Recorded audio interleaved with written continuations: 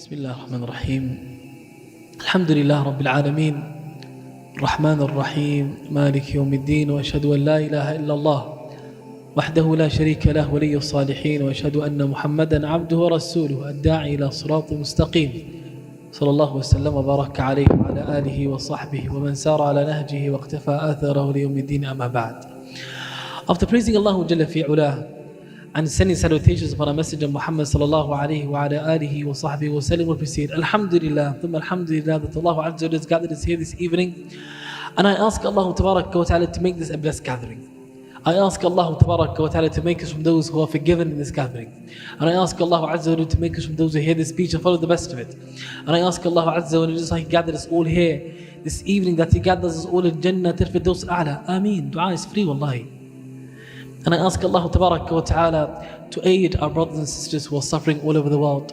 I ask Allah Azza wa Jalla to aid our brothers and sisters in Palestine. I ask Allah to grant them victory and to deal with those who are oppressing them. Innahu lidhalika al-qadir alayh. Marriage. This is a great act of worship that Allah Tabaraka wa Ta'ala has legislated for us. This act of worship, marriage, it's something that's extremely beloved to Allah. Allah loves it. Because there are so many benefits that come out of marriage. And that's why it's important before one gets married, they understand the objectives and the goals of marriage. Why are you getting married? It's important to understand that first. Some people, they get married because everyone else is getting married. Some people get married because social pressure pressures them to get married. Some people get married because it just seems cool. Or they saw it on a movie and they thought, you know what, I want to live that. But when you understand the actual goals of marriage and what you're trying to achieve when you get married, it makes your marriage more meaningful. There are a number of objectives of marriage. Now, the Prophet ﷺ, he said, marry the woman who is affectionate and has a lot of children, so because I'm going to show off with my number, the number of the ummah on the day of judgment. Excellent, to have children, a lot of children. You mentioned some of the objectives of marriage. The first objective of marriage is a religious one, it's a spiritual one. It is so that your deen becomes stronger, that you become stronger in your faith. You are one who has support on your journey to Allah Azza wa Jal. You have someone who is sharing that journey with you, who complements you on that journey. And that's why the Prophet ﷺ, he told us that when you get married, you're completing half of your religion, that other half. But you know, in order for someone to complete that half of the other half of the religion, they must first work on completing the first half. That's what you need to do before you get married. That before you get married, you're working on yourself. You're trying to get closer to Allah Tabaraka wa Ta'ala. You're establishing a strong relationship with Allah Tabaraka wa Ta'ala. You are one who is devout to Allah Jalla fi Ula. That is what's required for one who is getting married, so that when you get married, you have someone else who is going to bring that other half of that devoutness to Allah Azza wa Jal, to help you on your journey to Allah Jalla fi Ula. What does it mean to be one who completes that first half? It means, in simple terms, I'll make it as simple as possible. It means that you are one who fulfills your obligations to Allah. That which Allah obliged upon you, you do it. But if you are one who neglects that which Allah Tabaraka wa Ta'ala has obliged upon you, then you haven't worked on that first half of your religion that you are required to try to perfect. If you are one who is not praying your 5 daily prayers, something is wrong with the religiosity that you need to fix. If you're one who's not dutiful to their parents, or perhaps is harmful to their parents, you need to be one who's dutiful to them, because you need to work on your relationship with your parents. If you're one who does not fulfill the other obligations, you don't fast Ramadan, you don't give the charity that's obligatory, you are not one who goes out your way to do the things that Allah Azza wa Jalla has made a requirement for you to be a Muslim, then that's what you need to work on. You need to fix that. You guys, I heard in Sweden they like the word fix. The funny story behind it is that before I came to Sweden, there were brothers who were arranging. The English word is arrangement, arranging, right? They were arranging their schedule. So what happened was, they kept telling me, you know, if you want to have this in Stockholm, or you want to do this in Gothenburg, we can fix it. That's what they kept saying to me. So I didn't understand, what do they mean we can fix it? What's broken? So I said to him, everything's fine, there's nothing that needs to be fixed. They said to him, no, if you really want to do this lecture here, we can fix that as well. I said, fix, do they mean arrange? Turns out you guys say fix in your language, huh? And you translate it directly. You guys need to fix that. So what you need to do is you need to fix the first half of your deen. Once you fix it, it will make you someone who's prepared to go into that marriage. Why? Because look at this. The Prophet ﷺ, when he spoke about the criteria that you should look out for when it comes to getting married, when you're looking for a spouse, a husband, or a man is looking for a wife, the criteria that he pointed out each time is that look at that religiosity. For both, the deen. That deen is that they fulfill their obligations to Allah. If they do more, that's even better, right? But there are people who fulfill their obligation to Allah Ta'ala, they are a match. That's what the Prophet ﷺ is saying. Rather, he says to us, ﷺ, that is the most important criteria. Everything else does not matter. If that is not intact, if they have all the other criteria, it's not a match for you. He said ﷺ about the man, إِذَا أَتَاكُم مَّن تَرْضَوْنَ دِينَهُ وَخُلُقَهُ فَزَوِّجُوهُ. If a man proposes to your daughter and you're pleased with his character and his religiosity, then marry him off to your daughter. If his character and religiosity, his deen are intact. But notice something here. The Prophet ﷺ, he mentioned the religion, the deen, but then on top of that he mentioned the character. Character is part of deen, but he mentioned it by itself to show that it has importance. Because a man's character is one of the most important things in a marriage. Some people, they are religious in terms of doing the obligations that Allah has obliged upon them in terms of their ibadah, but they are zero when it comes to character. He may beat you to the first row in every salah, he might be in the masjid at all times, but his tongue is loose, he utters whatever he wants. He behaves with the people however he wants. He is harsh, he oppresses the people, he backbites the people, he is one who's extremely aggressive, and so on. These are things that one needs to work on. Ibn Qayyim rahimahullah tabarak wa ta'ala, this is to the men. Ibn Qayyim rahimahullah, what he says, this is a general statement, but even more important for a man. He says, if an individual surpasses you and is higher than you in good character, he has surpassed you in deen. He has more deen than you. If someone has more good character than you, he has more deen than you. That's a general statement for everyone. But it's even more important for the man. You know why I say it's even more important for the man? Because the man, he's the one, most of the time, who either makes a marriage or breaks it. It's within the man's sphere. Because there are going to be times in a marriage where things are going to be extremely difficult. There are going to be times in a marriage where things are going to get tough.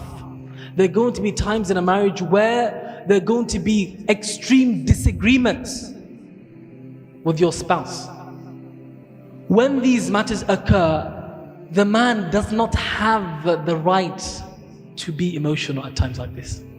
He doesn't have that right. Because if you were to be emotional, that's what can lead the marriage to breaking down. For instance, your wife is upset, she is shouting, she is screaming, she perhaps is even breaking the cups and the plates and everything, right? How do you react? You're meant to be calm in a situation like that. You're not allowed to be angry, you're not allowed to shout back, you wait for the situation to calm down and then you deal with it. That's part of having good character and being one who's wise. The Prophet ﷺ was like that. Our Messenger ﷺ, because he's the best example for all of us. He ﷺ, did he have difficult times in his marriages? Yes, he did. How did he deal with it? He dealt with it in the following manner. Imagine, look at this. One day, the Prophet ﷺ, he's in the house of Aisha radiallahu anha. And then he was going to have some guests that are coming to his home. So the wives of the Prophet ﷺ, they used to compete. They were jealous of each other, so they used to compete. So one of the other wives of the Prophet ﷺ, she sent her servant, with a dish of food to take to the house of Aisha to be given to the guests. The food is brought to the house. Now, Aisha radiallahu anha, when she sees it, she gets offended. And she has every right to get offended, because this other wife is making it seem like that Aisha cannot cater for the guests, that she cannot host them. So what does Aisha radiallahu anha do? She grabs the dish and she smashes it in front of the Prophet ﷺ. Imagine, Imam al-Rasul, in front of the Prophet ﷺ, she smashes it. Some of the narration, it says that the guests were there with the Prophet ﷺ, and she smashed the plates in front of the guests and the Prophet ﷺ.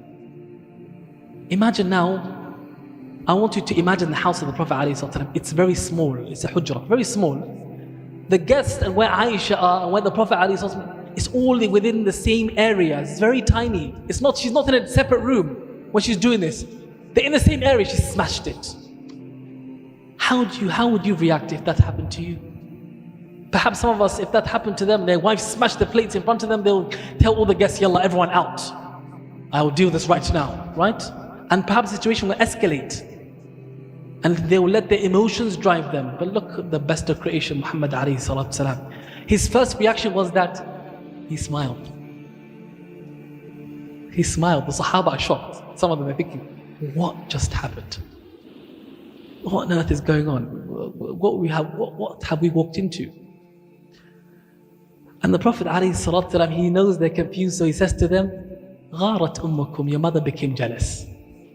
And then he helps clean up the plates as if nothing happened. That takes a lot of self-restraint. That is true strength. A man who can do that is a strong man.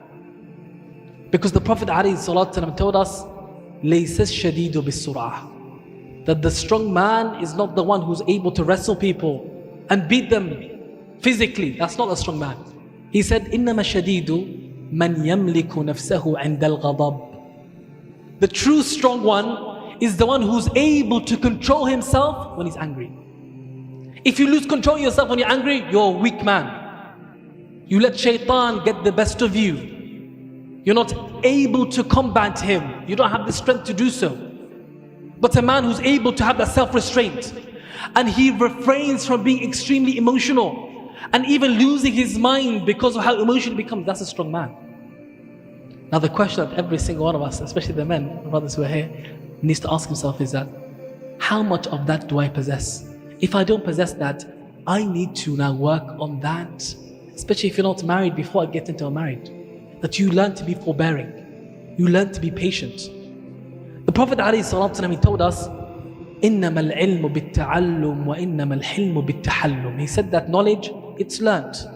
And just like that, forbearance, learning to be patient is something that you can learn, you teach yourself to have. Some of the previous righteous people, amongst them are those who were extremely forbearing, to the extent that if the worst thing was done to them, they would not lose themselves. There was a man known as Al-Ahnaf ibn Qais. Al-Ahnaf ibn Qais was a tabi'i, the generation after the Sahaba. He was known for his extreme hilm, forbearance. It is said that some of the people, they heard the reputation that Ahnaf had, that he was extremely forbearing. So they wanted to test his forbearance. So they sent a man, a foolish man, and this foolish man, they gave him his money. They said to him, we want you to go to Ahnaf ibn Qais, who's the leader of his tribe, whilst he's sitting with his people, his men, who all respect him. We want you to go to him and sit with him and smack him in the face. They gave him money to do that, to see his reaction. Right? So, Al-Ahnaf, he was sitting there and all his men are around him, and these are men that respect him, right? Especially when there's others there and you get hit by someone, you feel obliged to retaliate because you're going to look weak if you don't retaliate, right? So they caught him in a difficult time. So look, the man comes to Ahnaf and he sits with Ahnaf and he says to him, are you the extremely forbearing man? Ahnaf he knows that there's a certain man who's plotting against him, who's trying to harm him. So he says to him, I'm forbearing, but that man over there, he's even more forbearing than me. I think that's the one you're looking for. That's the man who sent him. So the man was sitting in the corner and he was praying. So what happened? This man, this foolish man, he said, this is the man I'm looking for. He went behind him, smacked him across the head. Ahnaf smiled and he said that was a smack that was for me, but because of my forbearance, Allah Ta'ala diverted it from me. Right? Allah Azza wa Jal, when He sees good character in you, and when He sees that you're a person who has good character for Allah, Allah Azza wa Jal will make things easier for you. Because good character is an act of worship. It's ibadah. And that's why the Prophet ﷺ, he told us that أكثر ما يدخل الناس الجنة تقوى الله وحسن الخلق. The most two matters that admit the people into paradise, it is God consciousness, taqwa, and good character. It's an act of worship. The more you have it, the more Allah Azza wa Jalla will be pleased with you, and Allah Azza wa Jalla will aid you and assist you in your affairs. Rather, the Prophet ﷺ told us, إن الرجل لا يبلغ بحسن خلقه درجة الصائم القائم. That an individual will attain with his good character the status and the rank of the one who fasts a lot of voluntary fasts and the one who prays a lot of voluntary prayers. You can get the same rank as that individual because of your good character. It shows the value of it in the sight of Allah Ta'ala. So that's something that we need to work on, we need to develop. That will make you more prepared for a marriage. That's the first thing. Secondly, أيها الكرام, it is also essential that when you are, because the title of this lecture is How do you find the one, right? Is that correct? That's correct. So that's the most question that I get when it comes to marriage questions. How do I find someone? What do I do to find someone? And the answer that I give them is, I don't know. End of lecture. Sah? Because there's not one answer to this. There's numerous answers that can be given. But I'm going to give you a breakdown. Hopefully, it will make it easier for us, inshallah ta'ala. How do I find the person that I'm looking forward to get married to? The first step that you need to take when it comes to getting married and finding someone who's suitable for you is that you look in the place that you're going to find everything, and that's with Allah. The first step that you take, which is the practical step that most people overlook, sometimes they don't do at all, is that you raise your hands to Allah Jalla fi ula, and you sincerely ask Allah Tabaraka wa Ta'ala to grant you a righteous spouse, someone who's good for you. You raise your hands and sincerely ask Allah Azza wa Jalla. You know why? Because Allah Tabaraka wa Ta'ala promises to give you a response to whatever you ask for. That's a promise from Allah Azza wa Jal. So it does not make sense for me to not to ask.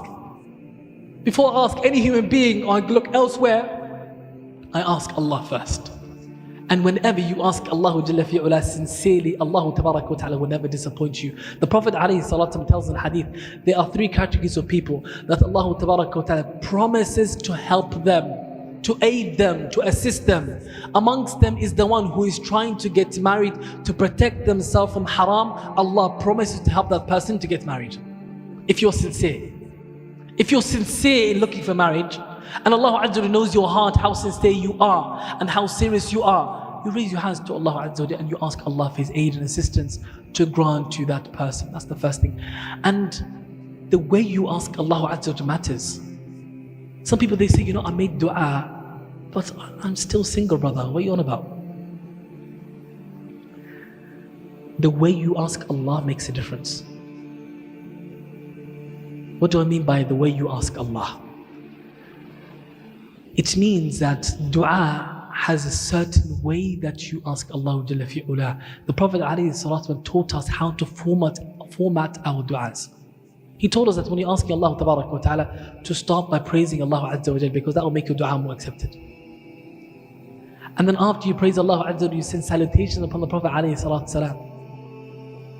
And then after that, seek forgiveness from Allah, because all calamities that happen to you are due to your sins.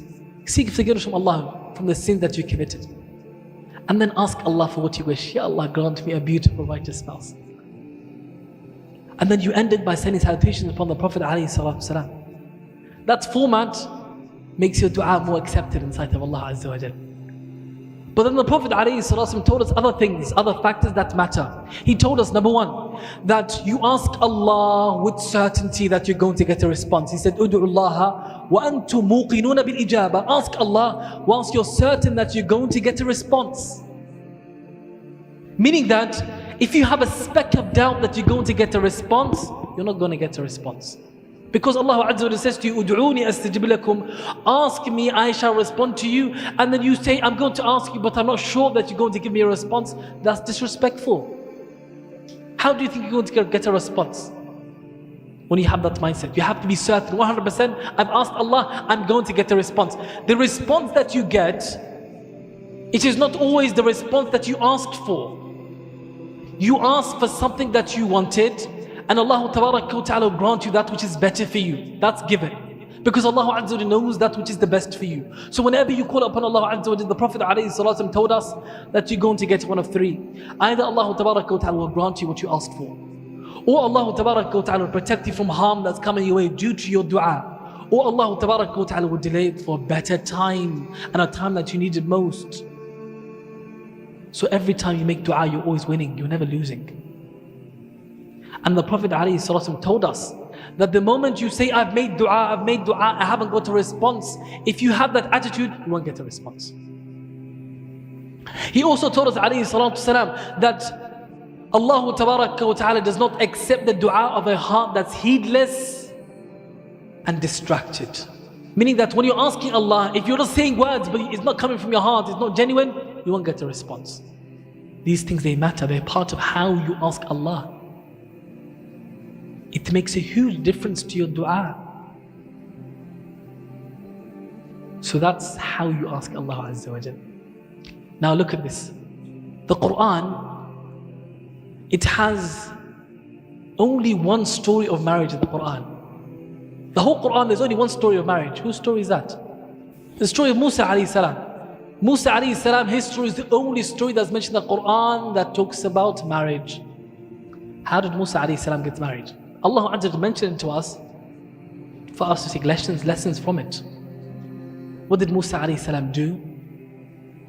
What are the steps he took?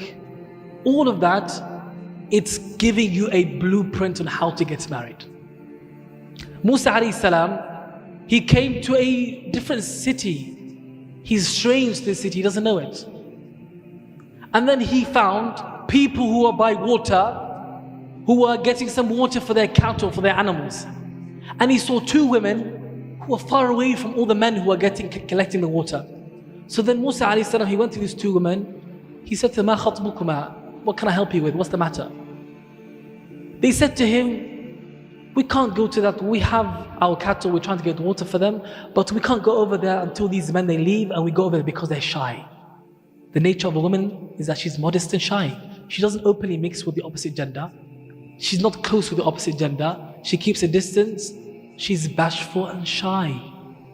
Musa alayhi salam notices that, so he says, okay, he volunteers to help them. He goes and gathers the water for their cattle because their father is very old, he can't come do it for them. So now Musa alayhi salam, when he gathers the water for them, he carries it with them and helps them take it all the way home. How does he walk? He walks in front of them, the women walk behind him. Because he's showing respect to these women. He doesn't want to look at them. And what does he do? Allah says, فَسَقَى لَهُمَا ثُمَّ تَوَلَّى إِلَى الظِّلِّ. After he gathered the water for them, then he went to the shade. And then what did he say? He took this step. قَالَ رَبِّي إِنِّي لِمَا أَنزَلْتَ إِلَيَّ مِنْ خَيْرٍ فَقِيرٍ. He said, my Lord, I'm in dire need of the khair that descends, that you sent down. I'm in dire need of it. All the goodness. He made that dua. After he made that dua, Allah says, straight away, that fa in Arabic means ta'qib. Straight after he made the dua, instantly, one of the girls came to him. One of the two girls, she came to him. Allah Azza wa Jalla describes how she came to him. It matters, the description. Allah says, فَجَاءَتْ إِحْدَاهُمَا تَمْشِي عَلَى اسْتِحْيَاءٍ. She was walking in a state of bashfulness, of modesty. Or عَلَى اسْتِحْيَاءٍ قَالَتْ. She said in a shy, modest manner. What did she say? Verily my Father is calling you to reward you for the service you done for us, the water you gathered for us. Straight away, the response to dua came to him. What was the response to dua? What happens? He comes to the father and he tells him about his story, that he left Egypt and he came over here and he fled and so on. And then one of the girls, she says, oh, our father, employ him, give him a job. Verily, the best individual that you can employ is the one who is strong and trustworthy.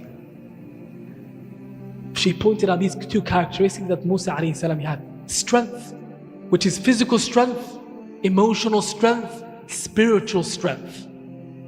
Physical strength, emotional strength, and spiritual strength.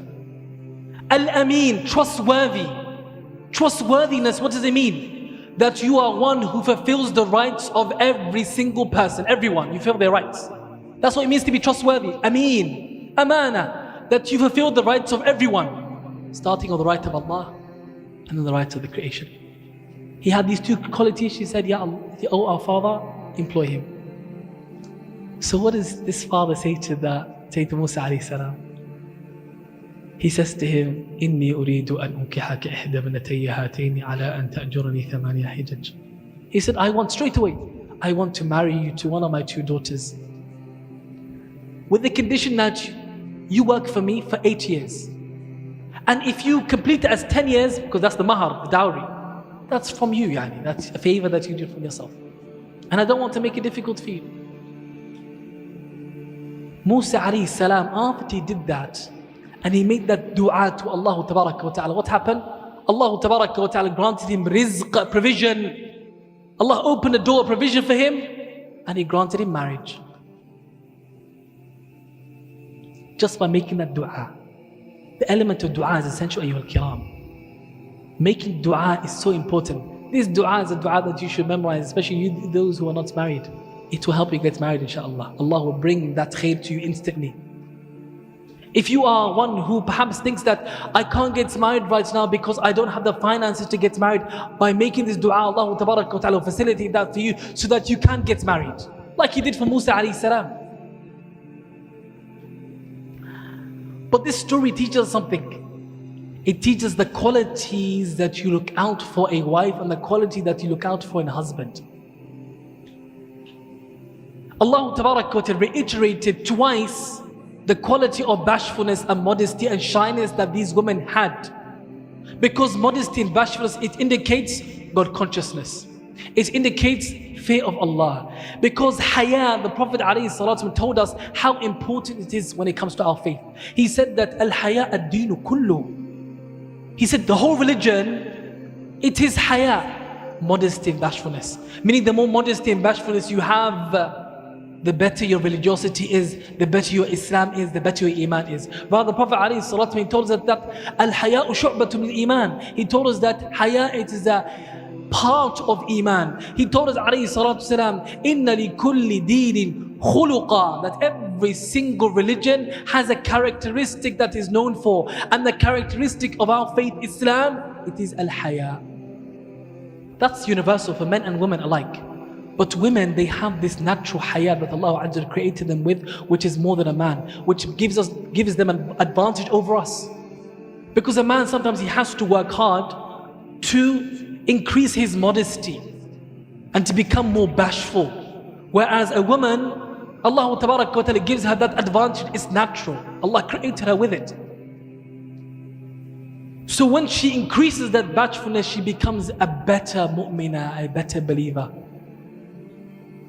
That's what a man looks out for. A man does not look for, he doesn't want a woman who mixes with men, who talks to every man on the street. No man wants that.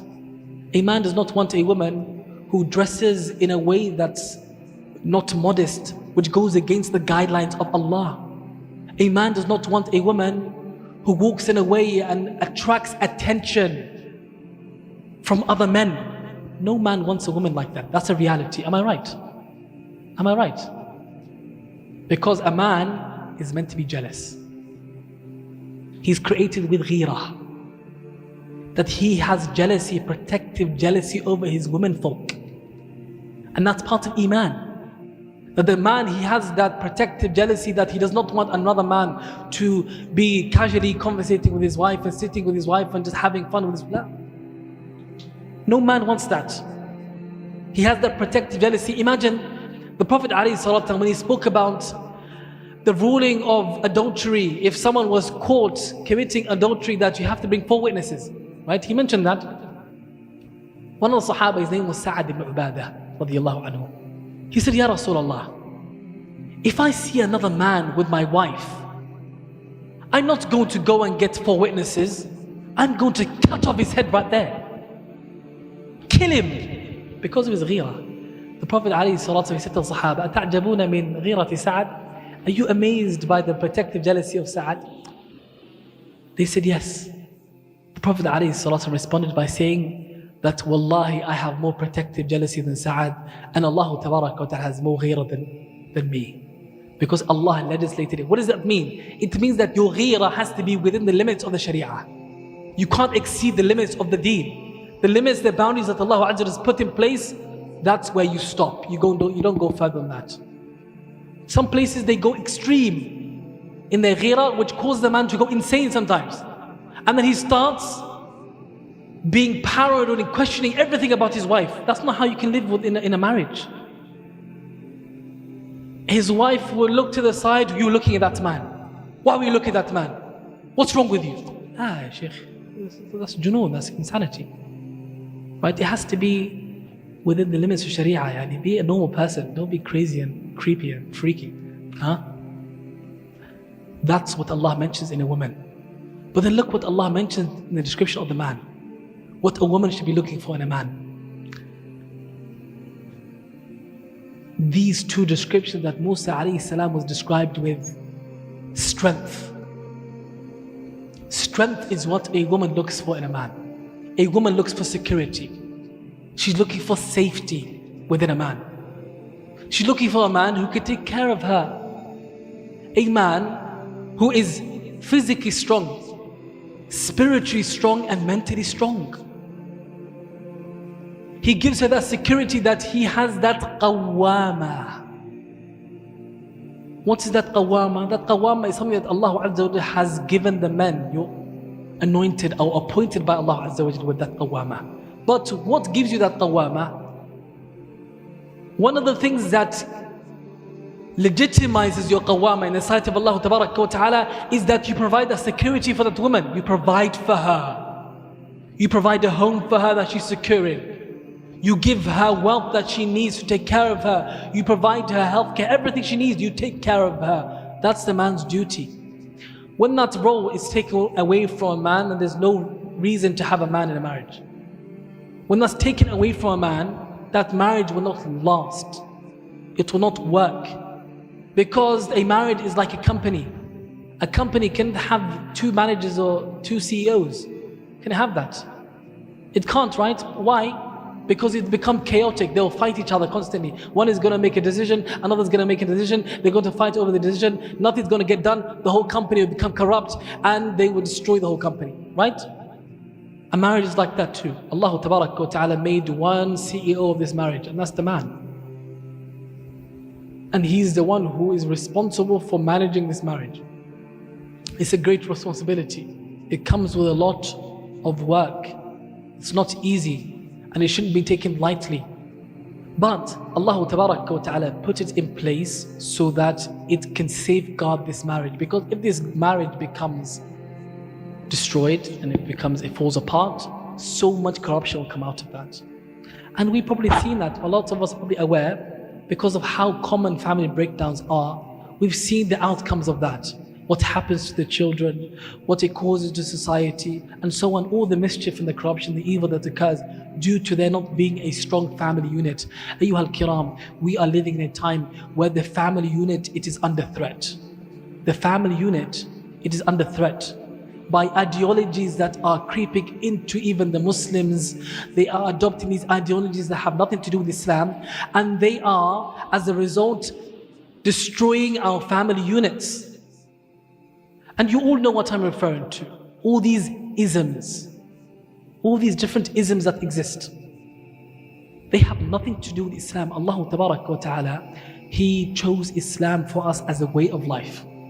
You know what that means? That means Islam governs every aspect of my life. The moment I think that Islam does not govern certain aspects of my life and I look for answers elsewhere, that is when I have told myself that I do not want what Allah Azza wa Jal has chosen for me, the divine way of life, which is the perfect way of life.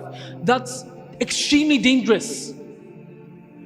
What it means to be a Muslim is that you are someone who submits to the will of Allah Ta'ala. When Allah commands you to do something, you do it instantly. When Allah prohibits something, you abstain from it instantly. That is what it means to be a Muslim. It's not about how I feel about it, what I think about it, because you are a servant of Allah. A slave is someone who their feelings or their emotions or their thoughts and their opinions are disregarded when it comes to their master. That's who I am as a Muslim. I submit. And when we submit to the will of Allah Ta'ala, things will work out for us. They will go well. Because Allah Ta'ala, what He has decreed is the best. But when we go against it and we follow our own whims and desires, that's when things are going to fall apart. And we are going to be extremely depressed. I have to say it, because it wouldn't be right if I didn't say it. What is very common today is that there's two extremes. There's an extreme when it comes to our sisters, and there's an extreme when it comes to our brothers. The extreme with the brothers, it is that they have been influenced by this red pill ideology that exists, which is not an Islamic concept. It has extreme principles that contradict Islam. And then they try to put an Islamic cover over it, which a lot of it is degrading or humiliating women or oppressing them. And then you have the other extreme, which is feminism, which has plagued the minds of our sisters, and they think that this is something that's going to give them their rights, when Allah Ta'ala has given them all the rights that they need. Allah Azza wa Jalla has not taken anything away from them. You know what doesn't make sense to me, which until today I cannot fathom?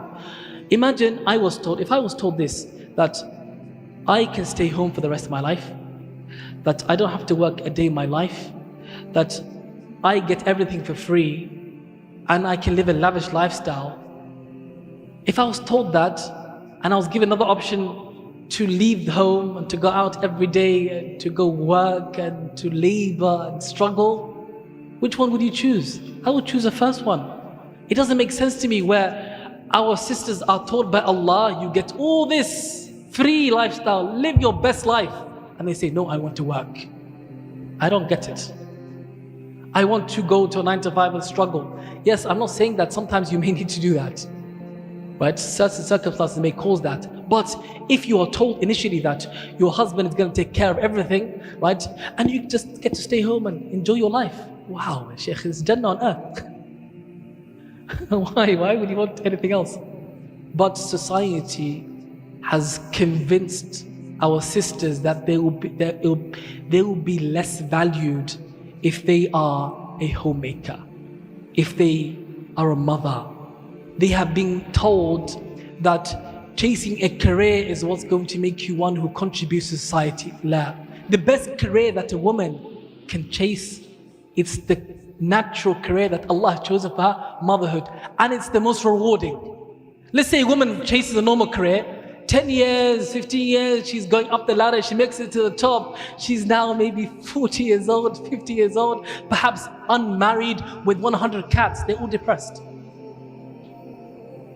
None of them are happy.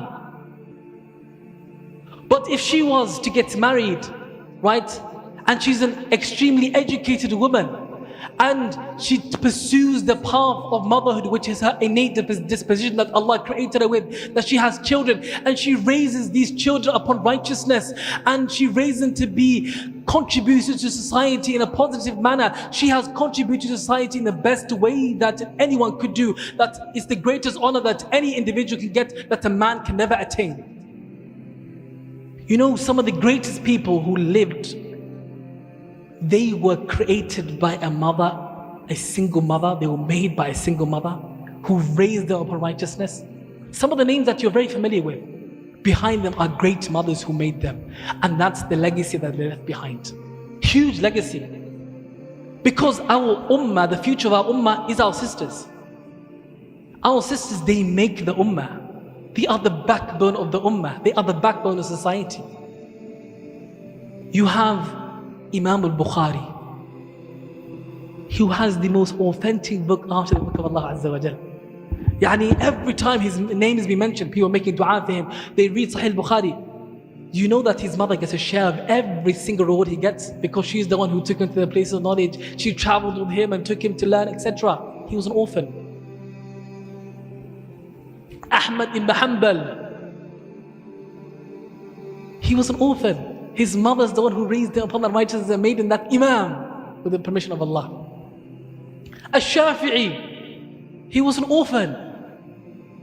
Look at the legacy. We perhaps don't know the names of their mothers, but look what they left behind. They're in their graves and they're getting reward that no one knows except Allah. That's a huge legacy. If I accomplish just a bit of that, I would be extremely proud. That's how rewarding motherhood is. That's the greatest contribution to society. And just like that, the man's role is to facilitate all that. His role is to make all that easier, so that that household flourishes. He provides a safe space, a home that can grow in. He provides the wealth that's required, the sustenance, so that they can develop. He requires all that which is necessary and needed in order for these goals to be attained. Al-Qawi Al-Amin. Now, these are the first steps to getting married. I mentioned dua. Now, what is the next step that you take after dua? You have to actively be looking, right? But how do you actively start looking? There's a number of avenues that you can take. Some of these avenues I prefer, and I mentioned them. And there's certain avenues that I do not like. As for the first avenue, the first path that you can take in finding a spouse is the following. That this is the way that's always worked, by the way. It's worked for centuries. So if it's worked all those years, I believe it worked today as well, inshaAllah ta'ala. It is that you go through connections. If you are a man and you're looking for a wife, because that's how it normally is, you ask if you have female relatives. If you have females in your family who can help you look, give them a description of what you're looking for and let them look out for you, right? Because it's the man's role to look. He's the one who goes searching. A woman doesn't normally go searching because her nature is to be extremely shy. So you're the one who goes looking for a wife. So you go through these connections and so on that they find someone for you. Okay, once they find someone for you, of course you have the right to either accept or not, but the most important thing that you should be looking out for in these matches, it is deen and compatibility. By deen, I mean what I mentioned earlier on. But compatibility is another factor that a lot of people, they don't give importance. What is compatibility? The Prophet ﷺ told us about that compatibility. He told us that compatibility, it is that, for instance, these two individuals, they come from a similar social status. It's important in marriage. Because if the woman you're about to marry, she comes from an extremely wealthy background, and she's used to a very lavish lifestyle, but you come from a very humble background, when you get married to her, you have to provide her the lifestyle that she's used to. But you can't afford it. Miskeen.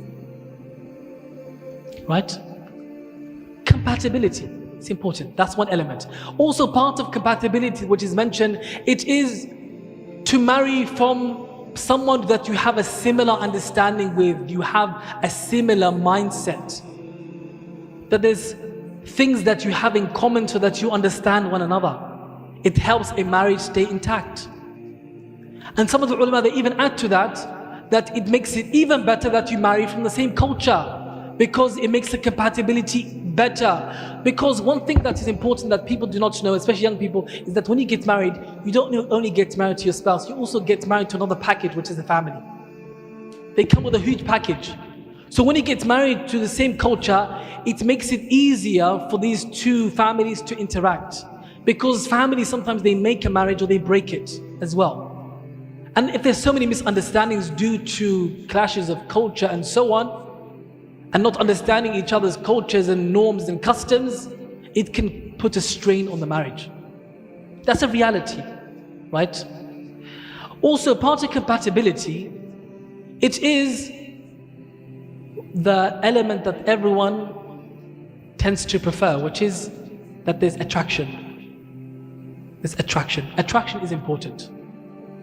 A Sahabi came to the Prophet ﷺ and he said, Ya Rasulullah, I'm going to get married. He was excited. Prophet ﷺ said, MashaAllah, have you seen her? He said, no. He said, go see her. How you get married to someone you don't know what they look like? Right? Why? Because that will increase the affection between you. So that attraction is important. Why? Because marriage is meant to be something that protects you from haram. So when you get married, you get married to someone you are attracted to so that they protect you from looking elsewhere. That's important. Right? But you also have to be realistic. You're not going to get a perfect person who has all the description that you want. That you get in Jannah, inshallah. But in the dunya, you're not going to get someone who fulfills ticks every box. So that means you have to prioritize certain things and make other things less a priority. Put things that are important to you and the other things that you overlook. Being realistic is very important, because when you're not realistic, what happens, and this happens a lot with the brothers, that they tend to be unrealistic, and then they go through a sister, another sister, another sister, another sister, and a lot of the time the reason why he's rejecting her is because he keeps convincing himself, I'm not attracted enough, right? But then what happens? He ends up delaying marriage until he gets a lot older, and then nobody wants him because he's lost his hair. Don't let it get to that. Okay. That's important, compatibility. There's another thing, that's what is the way to approach it now? Let's say now you found someone who you think might be a match for you. The best way that I recommend that you approach the situation, it is that you send someone on your behalf to propose the idea of marriage to that individual. Because it will save you the embarrassment of rejection. Some sisters can be ruthless. They'll tell you to your face, brother,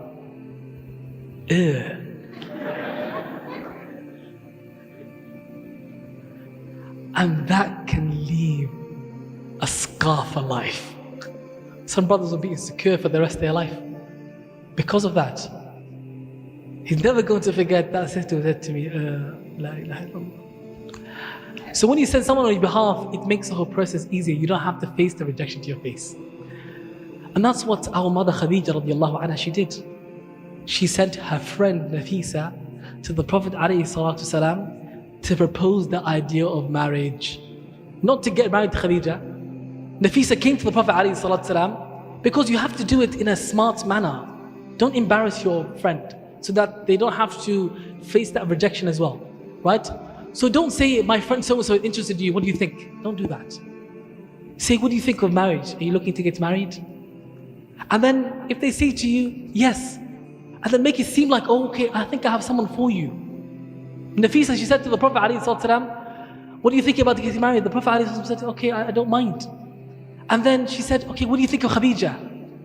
And the Prophet ﷺ said, that sounds great, right? And then what does Nafisa say? She says, okay, let me go find out if she's okay with it. She doesn't make it seem like Khadija sent her. Because normally women are shy. And women don't want to come across as they are the ones asking. And a woman can do that as well. There's no shame in a woman, if she sees a certain brother that she's interested for marriage, to send someone to propose the idea of marriage to them. In that manner, without embarrassing the sister. Right?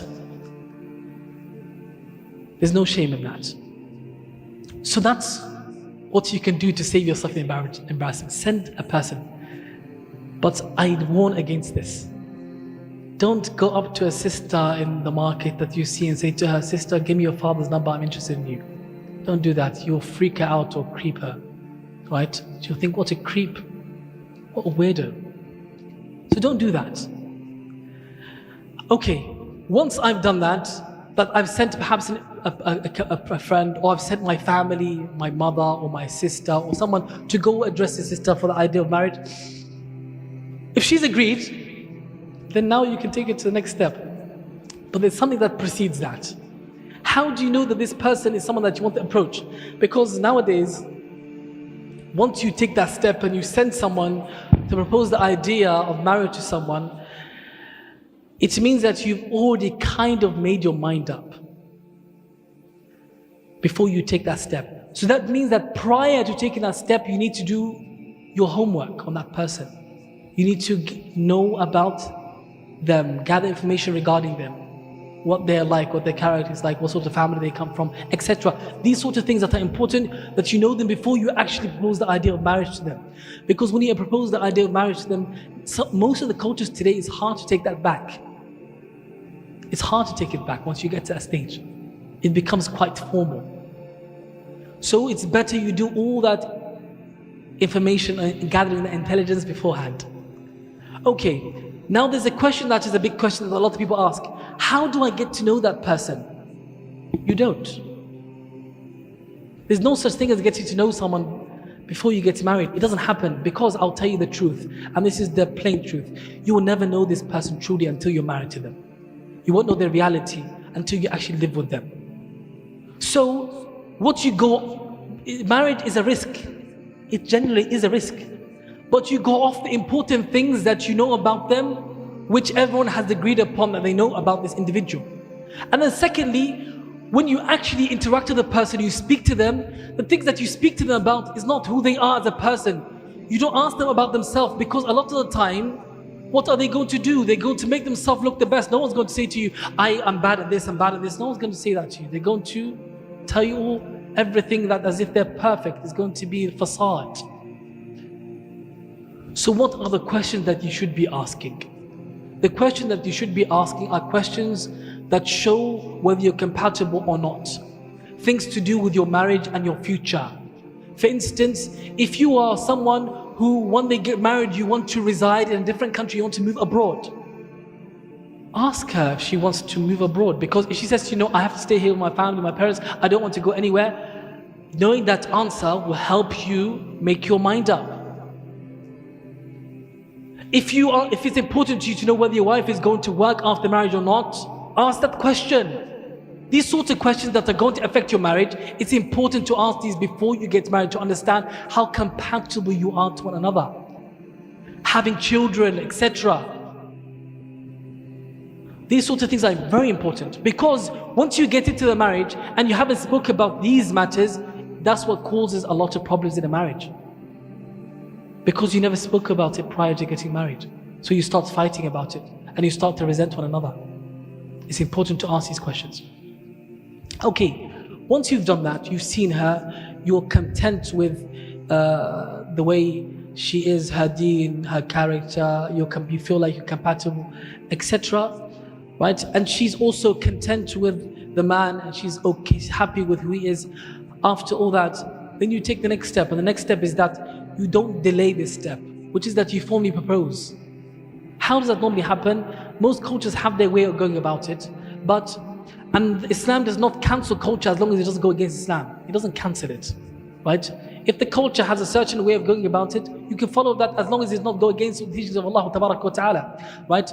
But normally what tends to happen is that your father and the groom and the father, they would go together to the house of the sister, her family, and they would perhaps even take some other uncles or senior members of the family with them, and they would formally ask for their daughter's hand in marriage. And that is called the khitbah. It's called the engagement. And that is basically a promise to get married to this individual. Once that happens, what does it necessitate? It necessitates that now this sister cannot be talking to anyone else for marriage. Nobody else can propose to her because she's engaged to someone else. They're not married, meaning that they don't have the relationship that a husband and wife have. They still have to keep a distance. They can't be alone with one another. They can't be going out together to places and go to restaurants as if they're a married couple. La. You're still two strangers to one another, but there's that promise to get married to each other. And then the next step is to do the actual aqd, the contract, and to formalize that marriage. These are the steps that you take. But then, ayyuha al-kiram, when it comes to actually getting into the marriage itself, the household, and when you are married, there are certain pillars that help a marriage stay intact.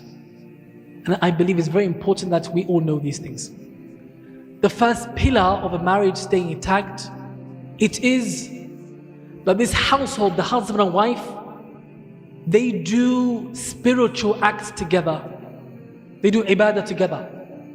Whether it is that they pray salah together, they give charity together, they seek knowledge together, they recite the Quran together, they do an act of worship together. It helps the marriage stay intact so much. It keeps shaitan out of your house. It brings barakah to your home. It's so important. Because the closer these two individuals are to Allah, the closer they'll be to one another. It's like a triangle. Allah is at the top. The closer they get to Allah, they'll get closer to one another. That's how it is. That's essential. How many homes have I seen that have broken or they are struggling? And then if you ask a simple question as the husband, do you pray? Sometimes you answer no. The wife, do you pray? No. Then how do you expect your household to be a household of harmony when you have neglected the right of Allah Ta'ala? Harmony is something that Allah brings down. Comes from Allah. So you seek it from Allah by pleasing Allah. When you please Allah Ta'ala, Allah Ta'ala will grant you that harmony, that peace, and that tranquility, and that love and affection. It will increase it between you and that mercy. It's from Allah. That's essential. I can't stress it enough. I was going to tell a story, but I realized our sisters are here and they might not like it, so I'll move on. Or shall I tell it? Shall I tell you the story? It's quite interesting, but the sisters are not going to like it. She'll go ahead. We'll go ahead. There's a sheikh that I know. He, mashallah, he has more than one wife. This is the part the sisters they don't like. He has 4 wives. But all of his wives, they are hafizat li kitabillah. They have memorized the Quran. They have memorized the Quran. So he has a mechanism to keep his households intact. How does he do it? Whenever one of his wives gets jealous, or there's a disagreement that happens, or there's a problem that arises, he says, the Somalis, we have a way of revising Quran, it's called subah. He says, let's sit down and sub'ino. We're going to have subah. We'll read the Quran, let's revise Quran together first. The moment he says, A'udhu billahi minash shaitan rajim, shaitan gone. She starts to recite the Quran, sakina comes down. Problem is forgotten with the Quran. Because they are people of the Quran, when you say to them, let's recite the Quran, nobody will say to you, no. You say to them, no to Quran. How can you say no to Quran? Let's read the Quran and we talk about this after. The moment they read Quran, everything is solved. That's how he said, with the Quran, he said, Allah Ta'ala has helped me with my family. Because of ibadah, Allah Ta'ala will help you. طيب, lastly, أيها الكرام,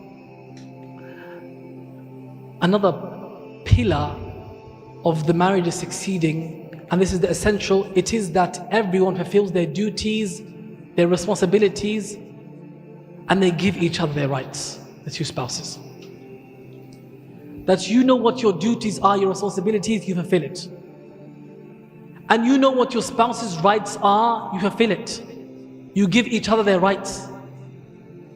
Because a lot of marriages, the reason why they break down is because people don't know their rights, they don't know their responsibilities, they step on each other's toes, and then they cause havoc in a marriage. What are the rights of a man and what are the rights of the woman in a marriage? The rights of the man, it is that his wife, she is one who obeys him in that marriage, in ma'roof, in that which Allah Azza wa Jalla legislated. She only obeys him in goodness. She is one who only lets people into his house that he's pleased with. She is one who behaves with him in the best character and utmost respect.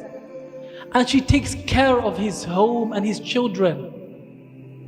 That's the rights of the man upon his wife.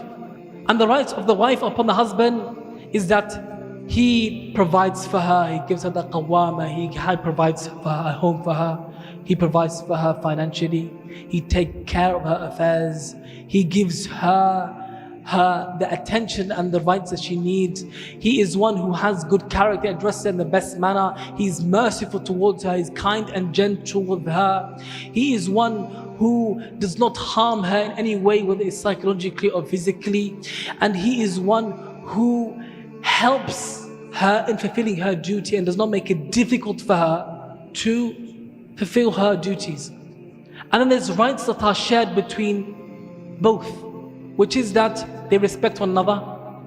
They consult each other when it comes to the affairs of their household and their children. They consult each other. It's important to consult each other. The Prophet ﷺ consult his wives when it came to the future of their household and their family and what they're going to do. Consult each other. Don't just make a decision by yourself as a man and completely leave her out of the loop. Consult each other. And to be those who give each other their rights generally, especially in terms of ushrah. And lastly, it is that they are those who both fear Allah when it comes to one another. They fear Allah when it comes to one another. You don't transgress against the rights of each other. And you keep the secrets of your wife, and your wife keeps the secrets of her husband. You don't expose the secrets of your spouse to anyone, not even your family. And you keep each other's families from each other or from one another so that it doesn't cause friction between each other, meaning that you don't say anything bad about your family in front of your husband, and your husband doesn't say anything bad about his family in front of you, and the opposite as well. So it doesn't cause any friction between the individuals. These are rights. When the rights are preserved and there's that good consciousness and that ibadah in the home, Allah Azza wa Jalla preserve that marriage, inshaAllah ta'ala. I ask Allah Tabarak wa ta'ala to benefit us with what we've heard. And I ask Allah Tabarak wa ta'ala to make us from those who hear the speech and follow the best of it. And I ask Allah Azza wa Jalla to grant all those who are not married righteous spouses. Say Ameen. You don't want marriage? Why did you come then?